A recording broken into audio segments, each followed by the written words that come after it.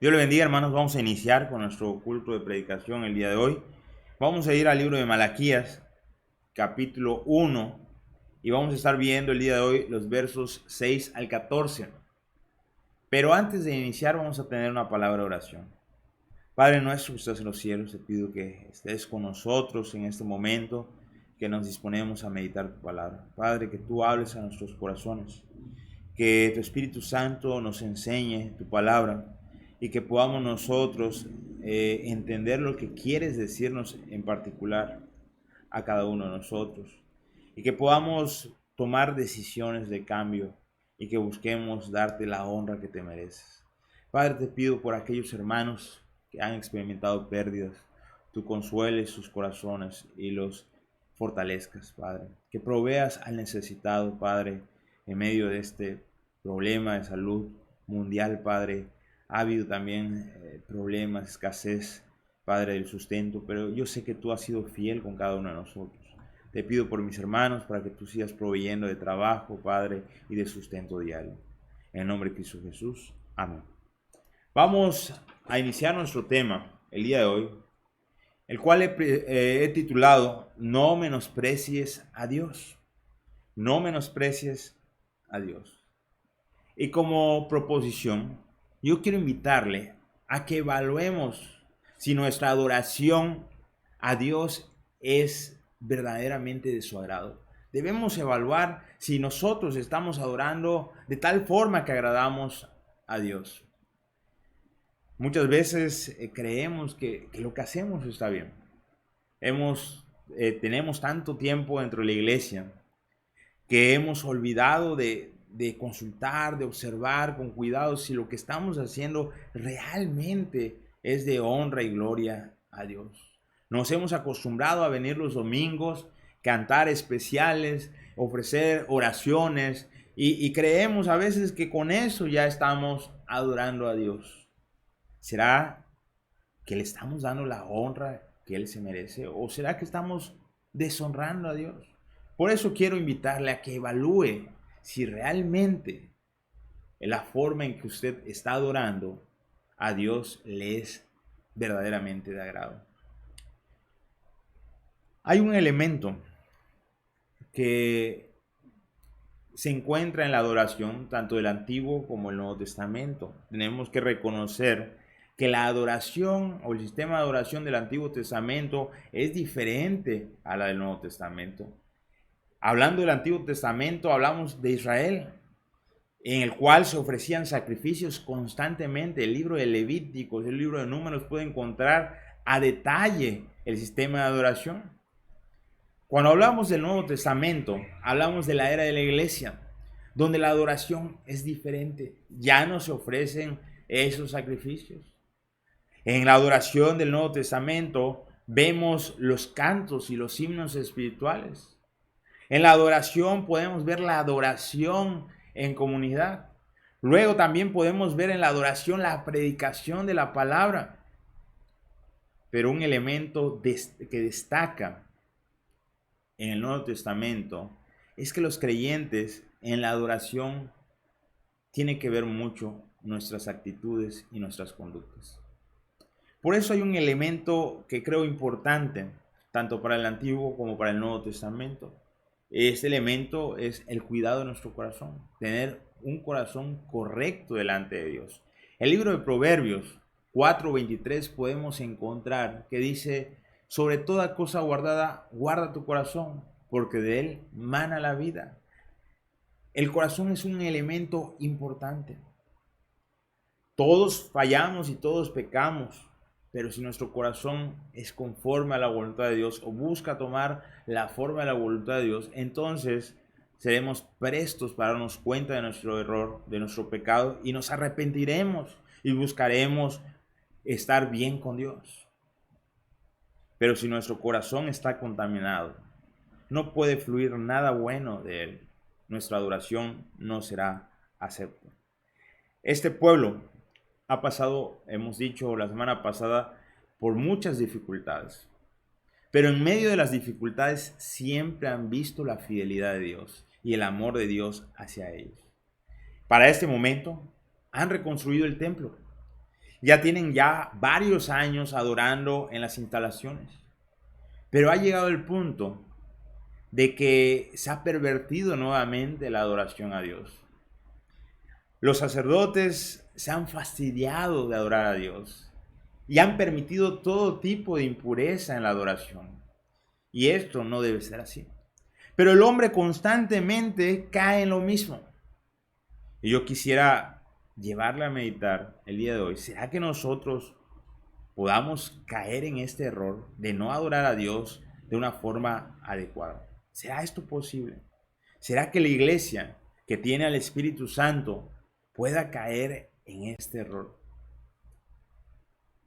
Este error se llega muchas veces por un corazón soberbio, por un corazón que deja de darle honra a Dios, por un corazón que se ha apartado del temor a Jehová. Por eso, en el primer punto, podemos encontrar que Dios habla a los sacerdotes y le hace notar que su actitud, la actitud que ellos estaban mostrando, mostraba que en su corazón no le tenían en primer lugar, que en su corazón Dios no ocupaba el primer lugar. Habían otras cosas que ocupaban el primer lugar, menos Dios. Y eso se estaba dando a conocer a través de sus actitudes. Todo el final de este capítulo, o sea, del 6 hasta el 14 y hasta el capítulo 2, verso 9, habla Dios en contra de los sacerdotes. ¿Por qué hablar en contra de los sacerdotes? Bueno, porque son los líderes, los que están puestos para administrar al pueblo, porque son los que están puestos para guiar al resto del pueblo a una correcta adoración a Dios, a un corazón arrepentido delante de Dios. Hoy en día, cada uno de los que hemos sido llamados a servir a la iglesia, hemos sido llamados para ocupar el puesto de pastor o un puesto de liderazgo dentro de la iglesia, debemos considerar estas palabras. Realmente estamos guiando al pueblo a través de nuestra enseñanza, no solamente detrás del púlpito, sino en nuestra enseñanza con nuestra vida diaria. Estamos guiando al pueblo a adorar a Dios. Versos 6 hasta el 8 hablaremos acerca de las actitudes. Dice el verso 6: el hijo honra al padre y el siervo a su señor. Si pues soy yo padre, ¿dónde está mi honra? Y si soy señor, ¿dónde está mi temor? Dice Jehová de los ejércitos. Yo quiero llamarle la atención a la forma en que termina este verso. Dice Jehová de los ejércitos. ¿Por qué el término Jehová de los ejércitos? Sabemos que Jehová se ha presentado de diversos nombres, con diversos nombres. De cada nombre tiene un significado y tiene una intención. En este libro va a encontrar repetidamente Jehová de los ejércitos. Y esto habla del poder y autoridad de Dios para juzgar. No hablamos de un Dios consolador, sino un Dios de juicio, un Dios que juzga. Él tiene toda la autoridad para hacerlo y todo el poder para hacerlo. Y él quiere destacar esto en este libro. Quiere hacer ver al pueblo que Él los ama y que Él los ha protegido, pero que también los juzgará y los disciplinará como lo ha hecho en otras ocasiones si siguen obstinados en su mal camino. Después de haber apuntado hacia el término, quiero que notemos aquellas preguntas que hace Dios para que el pueblo o para que el sacerdote pueda entender que era necesario que recapaciten y se den cuenta que no estaban dándole la honra a Dios. Estas preguntas le llevan a la reflexión. ¿Dónde está mi honra? Si soy yo padre, porque ustedes me llaman padre, ¿dónde está mi honra? Honrar a alguien es darle el respeto que se merece, el valor que le corresponde. Y cuando hablamos de Dios, no hay nadie que reciba mayor o que deba recibir mayor honra que Dios, el cual es el hacedor de todos nosotros, justos e injustos, creyentes y no creyentes. el cual es el sustentador del mundo entero. Él sustenta todas las cosas creadas. Entonces no solamente es el creador, sino el sustentador. Y yo debo reconocer su posición, la cual es mayor que cualquier ser creado. Él es al que debemos darle nuestra honra. Él es nuestro Señor. Pero si es nuestro Señor, dice esta frase o esta interrogación, ¿dónde está mi temor? Cuando hablamos de un Señor, la figura que nos viene en mente, o la primera figura que debemos pensar, es aquel que ha adquirido ciertos esclavos, el cual tiene autoridad sobre sus esclavos. Y saben ellos que si no cumplen con las demandas de su Señor, entonces pudiesen venir serias consecuencias. Podemos ver también la figura de un rey, el cual es el Señor sobre un pueblo. Y que si el pueblo decide ir en contra de sus leyes, entonces debiese temer de las consecuencias que vendrían. De la misma manera, Dios es nuestro hacedor, es nuestro dueño, pero también es nuestro rey. Es un soberano que ha puesto leyes, las cuales nosotros debemos respetar. Aunque tenemos libertad de decidir si respetar o no respetar sus leyes, esas leyes son vigentes. Y si nosotros decidimos no obedecerlas, entonces también tenemos que aceptar que vendrá una consecuencia, porque Él es soberano y juzga en base a sus leyes. Así que debiéramos tener ese temor de saber que Él nos ama, pero que también es soberano y que también es santo y que también es justo. Y nos ama mucho, pero tendría que disciplinarnos cuando nos alejamos de sus caminos, porque esto va de acuerdo a toda su personalidad. Cuando hablamos del temor de Jehová y de aquellos que temen a Jehová, hablamos de aquellas personas que conocen a Jehová, conocen todas sus bondades, pero también conocen la seriedad de ir en contra de un Dios vivo. Es así que este grupo de sacerdotes habían dicho Jehová es nuestro Señor, pero no estaban demostrando con sus actitudes y con sus actos que ellos lo respetaran como quien tiene autoridad. Habían hecho a un lado ese temor a Jehová. ¿Y qué hace el hombre si no tiene el temor a Jehová? Hace cualquier tipo de atrocidad, cualquier cosa en contra de Dios y no tiene el menor remordimiento ni temor porque ha desconocido a Dios.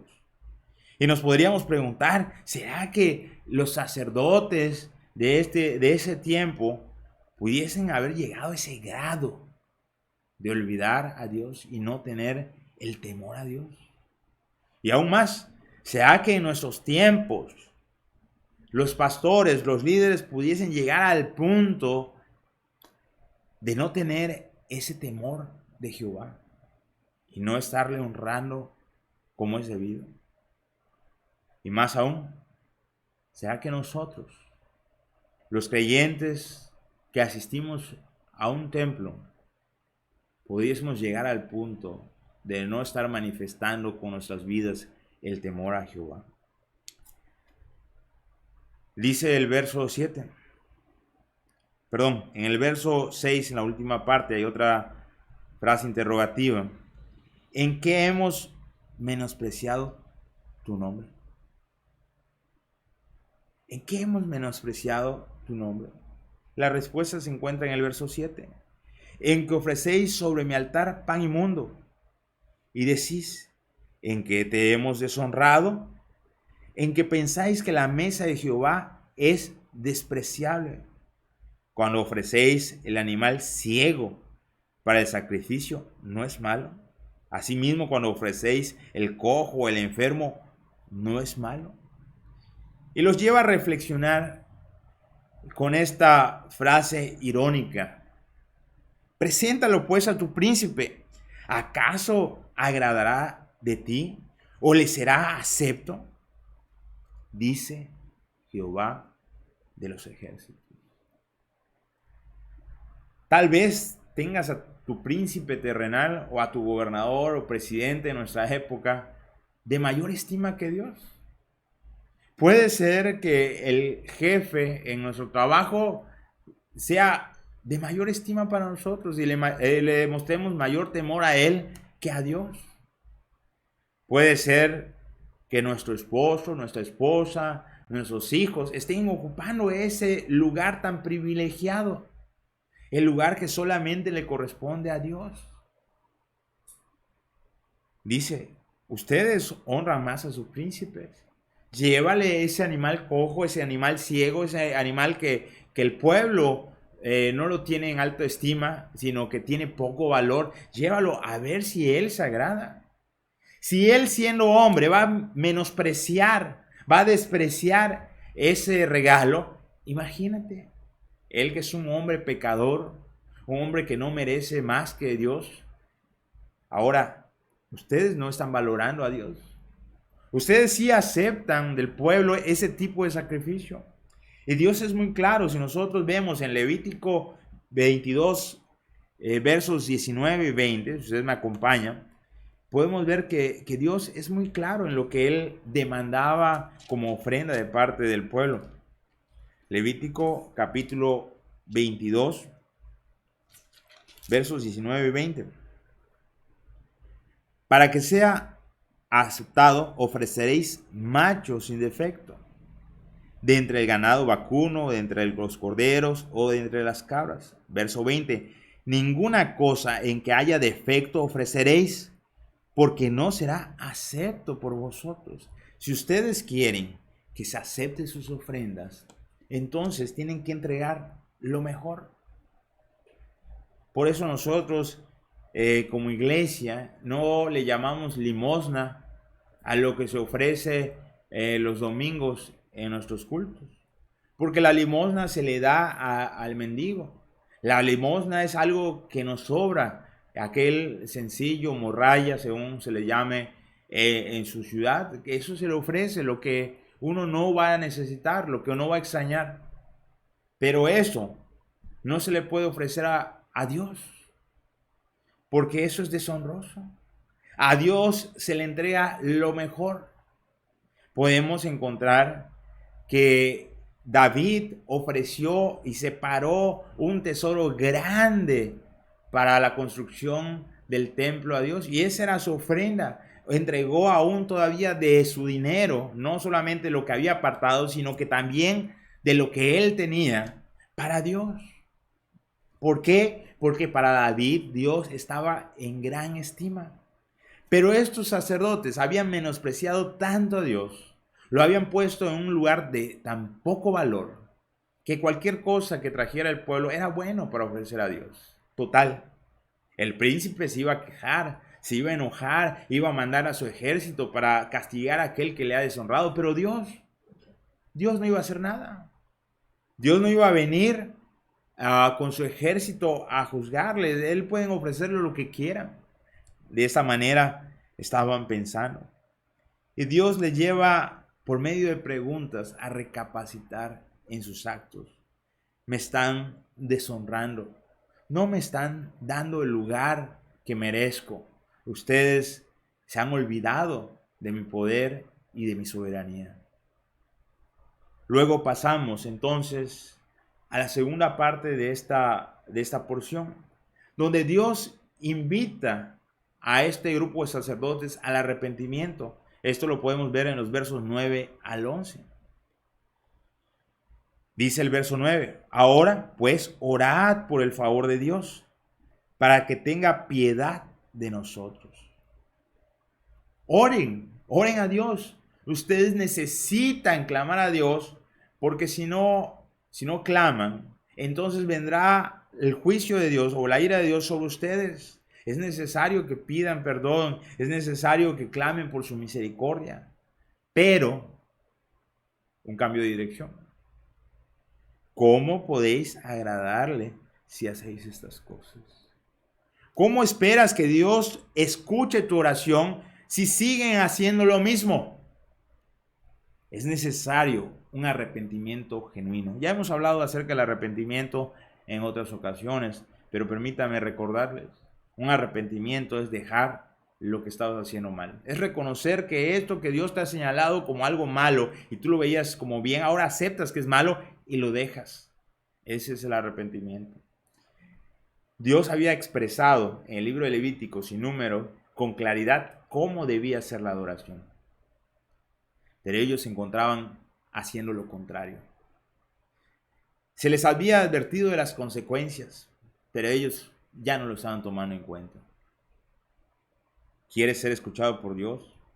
Regresa a esa senda, al camino correcto, y entonces serás escuchado por Dios, y entonces podrás pedir por clemencia. Pero si no hay un arrepentimiento genuino, esto no será posible. Verso 10. ¿Quién también hay de vosotros que cierre la puerta o alumbre mi altar en balde? Yo no tengo complacencia en vosotros, dice Jehová de los ejércitos, ni de vuestra mano aceptaré ofrenda. ¿Qué está diciendo Dios con esta frase interrogativa? ¿Quién también hay de vosotros que cierre las puertas o alumbre vuestro altar?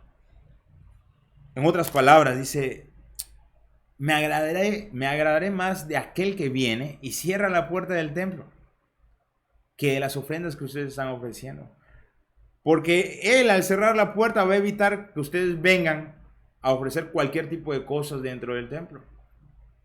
Es mejor que ustedes no ofrezcan nada, porque todo lo que están ofreciendo, yo no lo voy a aceptar. Me es desagradable.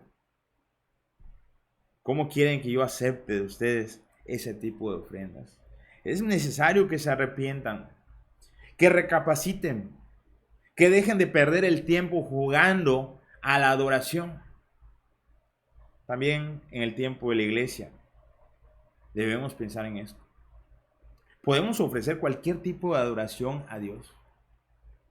Algunas personas he visto en las redes sociales cualquier tipo de adoración, como por ejemplo música que es evidentemente diseñada para el mundo y que se presenta ahora en algunos templos, como es el caso de la música de reggaetón y estos tipos de géneros musicales que incitan al desorden, cuando nuestro Dios es un Dios de orden, es un Dios de paz, un Dios de armonía.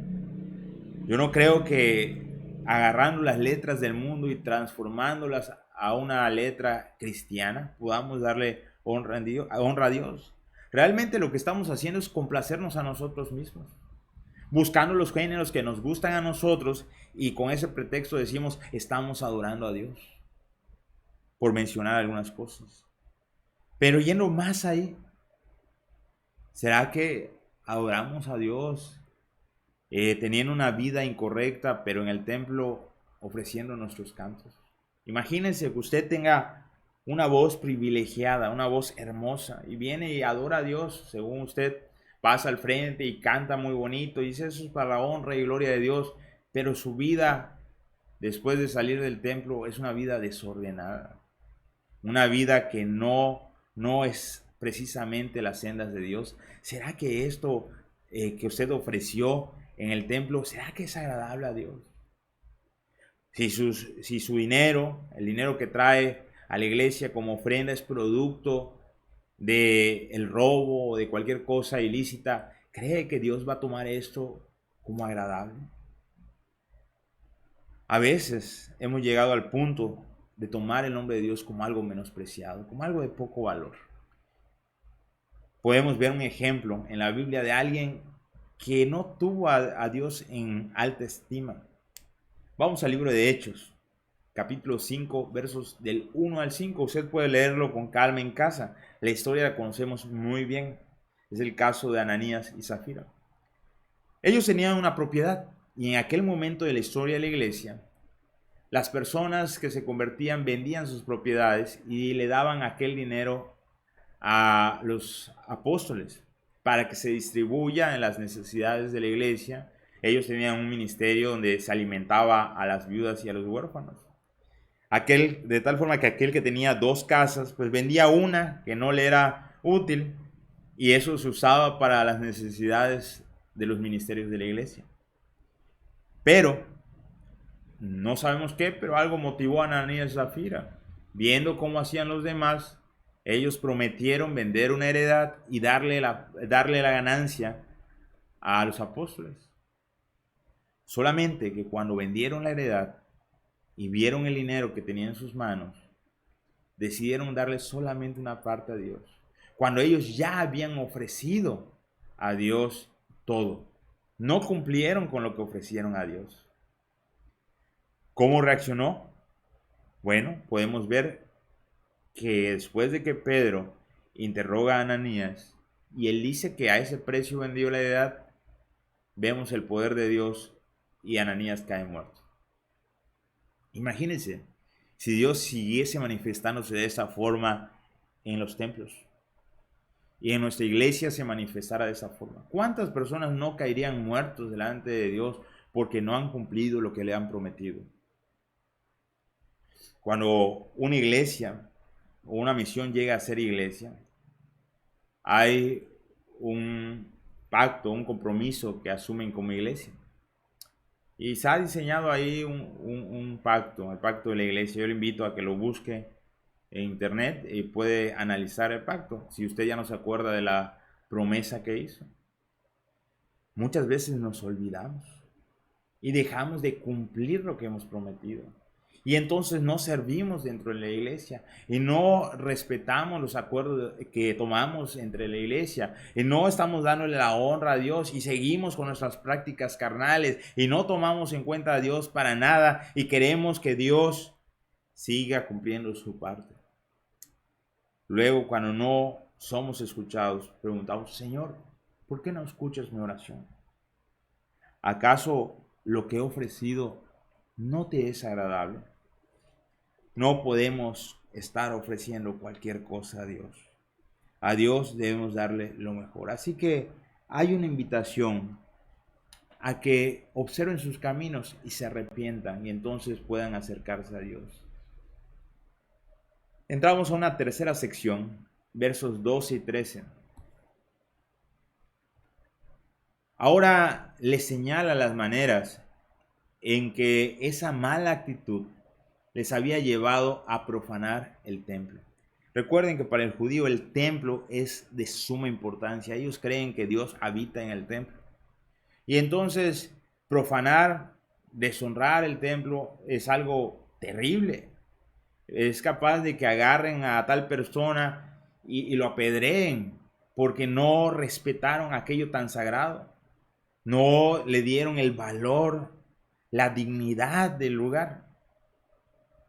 Ellos pensaban así. Sin embargo, los que tanto juzgaban a aquellos que a su parecer deshonraban el templo, eran los que estaban deshonrando el templo. Veamos lo que dice el verso 12. Y vosotros lo habéis profanado cuando decís: inmunda es la mesa de Jehová. Y cuando decís que sus alimentos es despreciable. Habéis además dicho: oh, qué fastidio es eso. Y me despreciáis, dice Jehová de los ejércitos.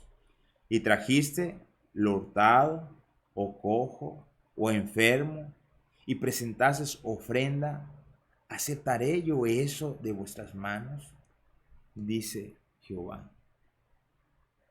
Ustedes profanan el templo, entregando lo que yo desprecio, viendo la adoración como algo fastidioso, incitando, guiando al pueblo a hacer lo mismo. Ellos comían de la mesa de Jehová, como les mencionaba hace un momento, de las ofrendas que se entregaban para el sacrificio. Una parte era para el alimento de los sacerdotes. Imagínense, ellos aceptaban cualquier cosa para el sacrificio. ¿Será que ellos estaban consumiendo también cualquier cosa? Ellos decían: inmunda es la mesa de Jehová. ¿Usted comería de lo inmundo?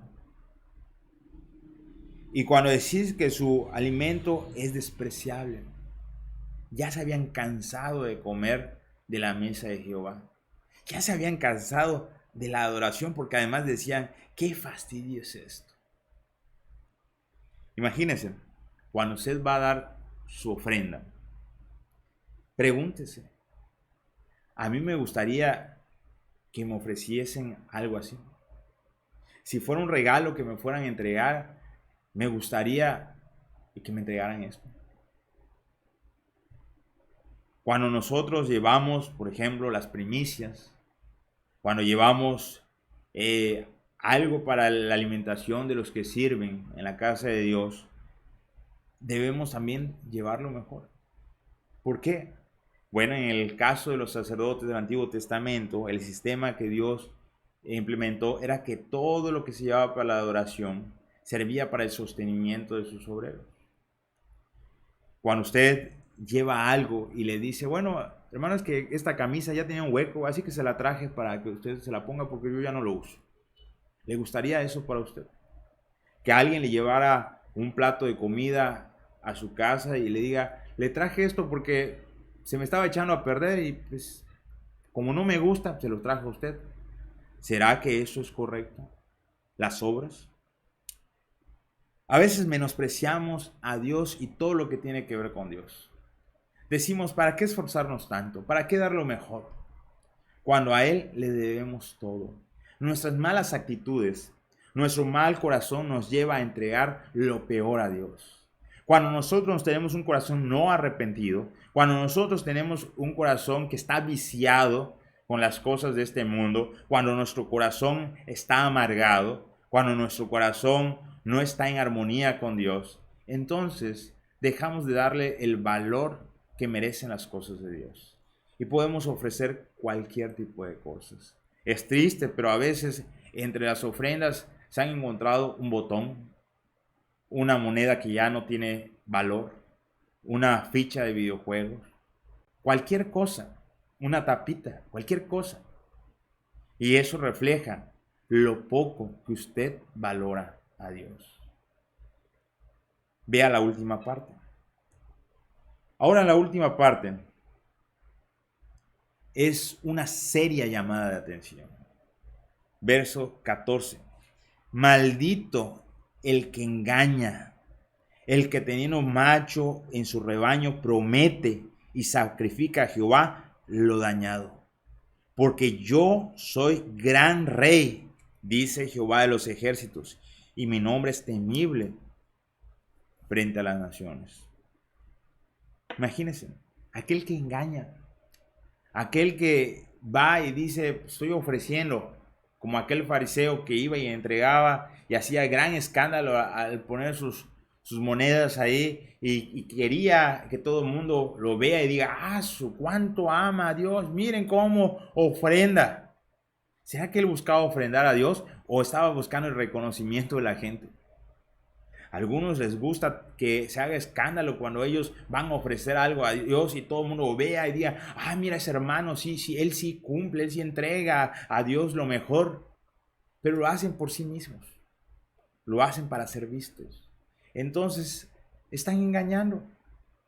O, vamos a otro ejemplo, aquel que dice, no tengo nada para ofrecer a Dios, cuando realmente sí tiene. Y guarda lo mejor para él y le da a Dios lo peor, como es el ejemplo de aquí. El que teniendo un macho en su rebaño, un animal que es apreciado en la época, pero teniendo aquel animalito de gran valor, van y sacrifican lo que no tiene valor, lo que nadie va a comprar en el mercado, lo dañado, lo que les sobra, lo que no van a usar en su casa, lo que no le gusta. Y se olvidan de algo. Yo soy gran rey, dice Jehová de los ejércitos, y mi nombre es temible entre las naciones. ¿Cómo se atreve a traer lo peor para Dios? ¿Cómo se atreve usted a traer lo que le sobra? Esa es una fuerte llamada de atención. Yo creo, hermanos, que cada uno de nosotros debemos reflexionar en esto. Yo sé que no somos del pueblo de Israel, esta profecía es dada al pueblo de Israel, pero podemos aprender de esto. Después de esto va a venir una serie de persecuciones en contra del pueblo hasta el tiempo de Jesús. Cuando llegue el Señor Jesucristo, el pueblo está subyugado por el pueblo romano, los han conquistado. Y sí tienen ciertas preferencias como que le permiten desarrollar su culto, pero están bajo el gobierno romano, no son libres, han sido conquistados. Y podemos nombrar muchas otras cosas en la historia de Israel. Vemos el caso de Hitler, cómo torturaron y persiguieron a los judíos. Se olvidan de que Dios es un Dios vivo. Y nosotros debemos ver la historia y ver el ejemplo de cómo un pueblo se olvidaba de Dios y entregaba lo peor y cómo venían las consecuencias. Y nosotros debemos reflexionar y decir como iglesia, como un cuerpo de personas, de creyentes que han sido lavadas con la sangre de Cristo, que han sido redimidos y que han sido colocados en una posición especial al ser llamados hijos de Dios. Nosotros pecadores, que Dios nos ha perdonado nuestros pecados y ha olvidado todo aquello y ha decidido llamarnos hijos. ¿Cómo podemos venir y ofrecer lo peor? ¿Cómo podemos venir y decir, Señor, mira, esto es lo que me sobra, tómalo? Debemos nosotros valorar quién es Dios. Y nuestras ofrendas y nuestras actitudes deben ser correctas delante de Dios. Debemos adorar a Dios con nuestras vidas, con nuestro corazón y con nuestros bienes. Vamos a terminar la meditación el día de hoy con una oración. Padre bendito, damos gracias por tus bondades, porque tú eres bueno con nosotros. Y te pido que nos ayudes a recapacitar, a meditar en nuestra vida, a darnos cuenta si realmente te estamos adorando con nuestros actos o lo que hacemos no es agradable a tus ojos. Padre, danos el valor, el coraje para poder cambiar aquellas cosas que estamos haciendo mal y poder darte una adoración como tú te mereces. Perdónanos, perdona nuestras ofensas, Padre, pero ayúdanos, Padre, a que podamos ser gratos a ti en lo que hacemos, Padre. Que realmente estemos reflejando que te amamos y que te damos el respeto que te mereces. Te lo pido en nombre de Cristo Jesús. Amén. Dios le bendiga, hermanos. Nos vemos el miércoles, si Dios permite.